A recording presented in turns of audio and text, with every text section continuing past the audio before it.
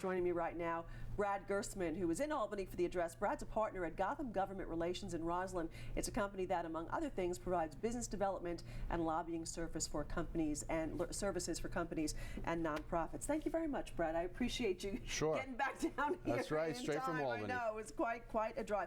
Well, I have to say, quite an ambitious list, a big wish list for the governor. Sure, and you know, the funny thing is, at the beginning of the State of the State address, they went through all the accomplishments from last year, and they were big, giant, big picture things that were accomplished last year. So that a lot of people thought couldn't be done. Exactly. So there's no reason for us not to think that we should have real opportunity coming into the new year. Like you said, an economic program of public-private partnerships to the tune of $25 billion. I mean, that's really something special, and that included a lot of different things that a lot of people never thought of before. I mean, we don't have a world-class convention center here in New York. A lot of people think Javits Center, and at the time, many years ago, it was meant to be one of the world's largest convention centers, but that's not really what it's turned out to. It's turned into be a big disappointment for the city. The location's tough, the parking is tough, and it's really not as big as some other convention centers around the world. No, absolutely not. And then there's other things like gaming, and people say, well, wait, hold the phone.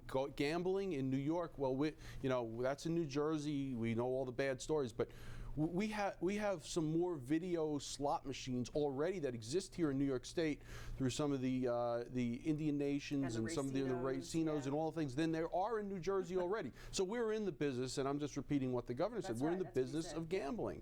So now he said it's time to make a profit off of it. Exactly. He also spoke, I want to add, and it wasn't mentioned, is an energy highway where they're talking about trying to create more opportunities for energy to support downstate that we have existing upstate, and those are some things that he'd like to do, and that would be a tremendous opportunity, maybe for some Long Island firms as well, because when he talks about it, it has to end up here downstate, New York City, Long Island, Westchester are main hubs of utilizing energy. Yeah, now a lot of what your company does for some Long Island companies and not-for-profits is to look at business development and how you get a public-private partnership with the government.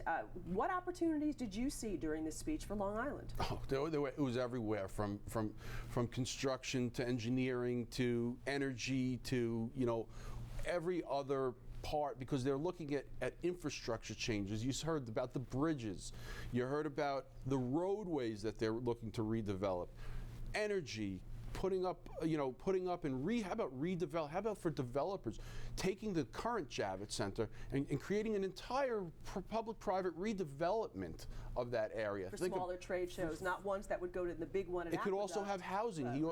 The governor was also quick to point out that, look, Battery Park City was something they should look at as a model to what can be done here, and how, of course, how close that is to Madison Square Garden and the west side of New York.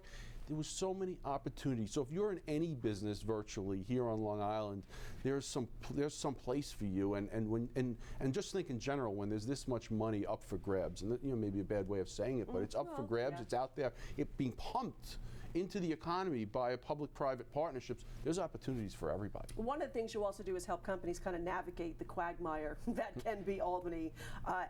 What was the feeling that you got today when you were there of that changing maybe? That's a good question. Really good question, and that is changing. And then again, I'll quote the governor. He said, and we've all heard the term dysfunction and everything like that up in Albany. Can't get things done.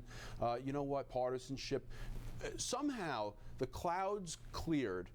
Beautiful bright sunshine poured through the sky and onto Albany, and we have the most well-adjusted, best behaving government in the entire country, and DC is actually making things look even better for us up here in New York. But that's a high bar now for 2012. Are our expectations maybe a little too high after all the love fest we saw? That's something yet to be determined. I think being around there is, I don't know how high we can go, but I think this governor can take us pretty high, and there are a lot of opportunities that he's going to grasp at, and he has the support of the Speaker with Shelley Silver and with the Majority Leader of the Senate and Dean Skelos, and everybody's working together. Are there challenges? Yeah. Can you just say we're going to get rid of the Javits Center or redevelop it and have no one jumping up and down like other hotels in New York City, other business people, other unions, and these things are still the things that need to be worked out. But when when you have big leadership, strong leadership, you have opportunities. All right, we'll be following that course. Brad, thank you so much. Appreciate it very much. Thanks for having me.